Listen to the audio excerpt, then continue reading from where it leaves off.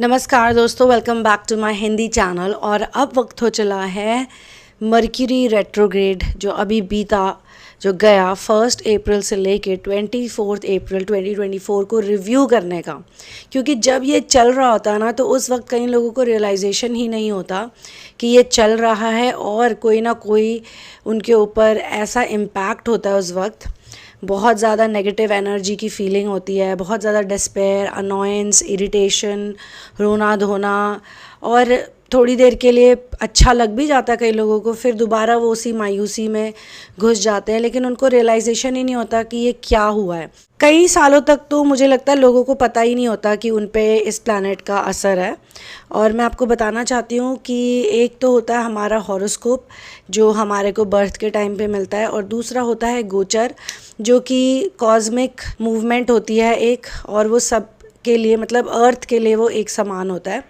लेकिन कई लोगों का अपना हॉरोस्कोप इतना स्ट्रॉन्ग होता है कि उन पे गोचर का असर इतना नहीं पड़ता। और कई दफ़े ऐसा भी होता है लोगों के साथ कि उनकी खुद की हॉरोस्कोप इतनी स्ट्रॉन्ग नहीं होती, बट गोचर के जो मूवमेंट्स होते हैं प्लैनेट्स के, वो इतने उनको सूट कर जाते हैं।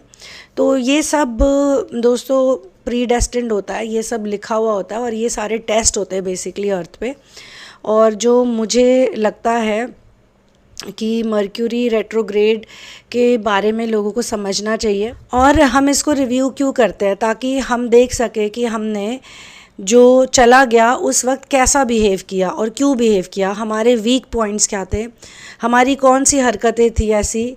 और मोस्टली तो मैंने देखा है लोगों को बहुत ज़्यादा मिसट्रस्ट हो जाता है अपनी किस्मत पे, जो स्पिरिचुअल कनेक्शन होता है उस पे, सोर्स पे।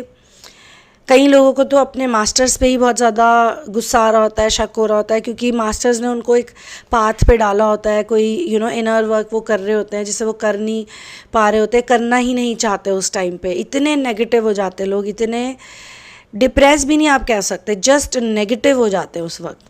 हर चीज़ उन्हें बुरी लगती है, हर चीज़ से उन्हें इरिटेशन होती है। ये मर्क्यूरी रेट्रोग्रेड में आप पूरे वर्ल्ड के आप निकाल के देख लो, लोगों के रिएक्शंस और रिस्पॉन्सेज, आपको बहुत सिमिलर आंसर्स मिलेंगे। अगर तो आप पे असर हुआ है मर्क्यूरी रेट्रोग्रेड का इन दिनों में, तो मैं आपको बता देती हूँ कि अलग अलग लोगों पे अलग अलग तरीके से असर करता है। कुछ तो ऐसे होते हैं जो पहली तारीख आने से पहले ही, मतलब उससे पहले ही उनका शुरू हो गया होगा ये जो पीरियड होता है, जब उनकी मून एनर्जी उनके बस में नहीं होती है। मतलब मदर एनर्जी पे बहुत फ़र्क पड़ता है, इमोशंस पे बहुत ज़्यादा फ़र्क पड़ता है, और इंसान बहुत ज़्यादा फैल जाता है इस टाइम पे। कई बार ऐसा भी होता है कि लोग बहुत सारे लोगों के पास चले जाते हैं, इसके पास उसके पास। और अगर मान लो बाहरी रूप से नहीं जा रहे होते, तो घर के ही अंदर कभी इससे बात करेंगे, कभी उससे बात करेंगे, कभी उससे डिस्कस करेंगे, कभी उससे पूछेंगे, कभी इससे पूछेंगे। मतलब इतने सारे ओपिनियंस ले लेते हैं और इतनी जगह पे अपनी एनर्जी बांट देते हैं लोग कि परेशान ही हो जाते हैं खुद से ही, उनको उस टाइम रियलाइज़ नहीं हो रहा था। तो हम इसे क्यों रिफ्लेक्ट करते हैं, हम इन सारे एक्सपीरियंसेस पे और चैलेंजेस पे जिसे लोगों ने फेस किया होता है। एक तो आप लिख के रख सकते हो कि कौन से एरिया में आपको चैलेंज फील हुआ है। कई लोगों के ऑफिस में चैलेंज फेस होता है, उनको काम में, किसी को पर्सनल लाइफ में, किसी को फाइनेंसेस में होता है, किसी को तो बस मूड स्विंग्स होते रहते हैं, रोते ही रहते हैं, फिर हंसते हैं, फिर रोते हैं। मतलब उनको खुद ही समझ नहीं आ रहा होता उनके साथ हो क्या रहा है। और जैसा कि मैं कह रही थी कि कईयों को इसका जो असर होता है वो पहली तारीख से ही शुरू हो गया होगा, या उससे भी पहले से 27, 28, 26 मार्च से ही उनको शुरू हो गया होगा। और कुछ लोगों को इसका असर जो है ये पिछले हफ्ते, आप कह सकते हो कि 24 अप्रैल को अगर ये एंड हुआ है, तो कई लोग तो 19, 20, 18 के आसपास ही ठीक हो गए होंगे।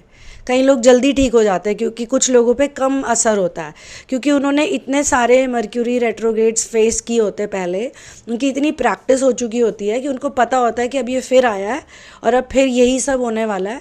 तो वो कहीं ना कहीं संभल जाते हैं, अपना इनर वर्क करते हैं। मर्क्यूरी रेट्रोग्रेड में इनर वर्क करना, सिमरन करना, गॉड को रिमेंबर करना, बार बार लगातार थैंक यू बोलना, अपना रूटीन ठीक रखना, कोई नशा ना करना, अल्कोहल ना पीना उस टाइम पे, अगर कोई पीता है तो कोई भी प्रकार का नशा है, सिगरेट स्मोकिंग हो गया या गलत खाना ही हो गया, ऐसी कोई भी चीज़ आप मत करो, क्योंकि उससे जो आपका माइंड है वो बिल्कुल भी स्टेबल नहीं रहेगा और ज़्यादा इमोशनल हो जाता है इंसान और बहुत ज़्यादा शक्की हो जाता है इंसान। लेकिन कुछ लोग 18-19 के आसपास ही ठीक होने लग गए होंगे और कुछ लोग ये 1 मई तक भी ठीक नहीं हो पाएंगे। मतलब अब आप अगर इस मूड में हो, अब आप ये देख रहे हो, तो आपके पास ऑप्शन है फिर भी ठीक होने का, क्योंकि आपको पता चल गया कि आपके साथ ये क्यों हो रहा है। अभी तक तो आपको शायद पता ही नहीं था। कई लोगों को बहुत समय लग जाता है पता लगाने में, और ये भी एक साइन ही होता है एक तरीके से, क्योंकि जिनको बिल्कुल पता नहीं होता वो मतलब अचानक से उस डार्क जोन में चले जाते हैं और फिर अचानक से निकल भी जाते हैं, तो समय लग जाता है 2 महीने 3 महीने। और अभी इस साल तो अभी और आना है, अगस्त में भी आना है।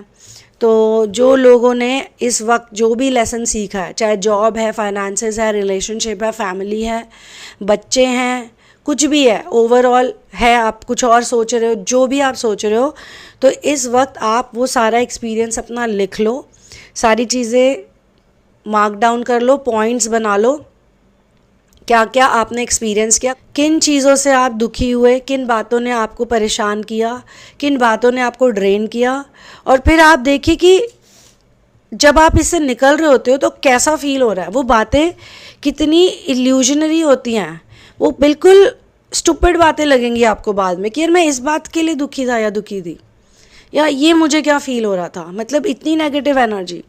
तो कम्युनिकेशन का, टेक्नोलॉजी का, प्लान्स का, बहुत सारे प्लान्स अफेक्ट हो जाते हैं लोगों के मर्क्यूरी रेट्रोग्रेड में। और 23 तो बहुत ही भयंकर था इस रिगार्ड में, क्योंकि बहुत सारे प्लैनेट्स एक साथ रेट्रोग्रेड हुए थे। तो मैंने उस पर भी वीडियो बनाया था मेरे ख्याल से। तो कई लोगों पे कई दिनों तक असर रहा था। 2023 काफ़ी लोगों के लिए कलेक्टिव में, इस पूरे असेंशन कलेक्टिव में जो इस वक्त हैं यहाँ पे प्लानट अर्थ पे, और जो 1,44,000 स्पिरिचुअल वॉरियर्स हैं, उन पे भी असर हुआ था। But 24 is also the year of divines. तो आप देखिए हर जगह पे काफ़ी चेंजेस आ रहे हैं। बहुत सारे हॉलीवुड के सेलिब्रिटीज़ भी पकड़े गए हैं ओपनली, जैसे कि ये पी डिडी की कंट्रोवर्सी आई, वो इसी टाइम पे आई।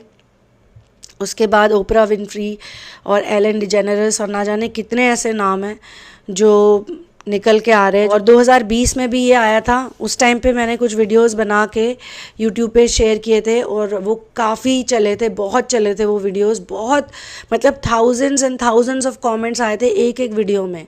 वो वीडियोस यूट्यूब ने हटा दिए थे, रिमूव कर दिए थे, और सिर्फ मेरे ही नहीं, बहुत सारे लोगों के रिमूव हुए थे वैसे वीडियोस। तो मैंने तो बहुत डिटेल वीडियो बनाए थे उस टाइम भी, और काफ़ी लोगों ने भी बनाए थे।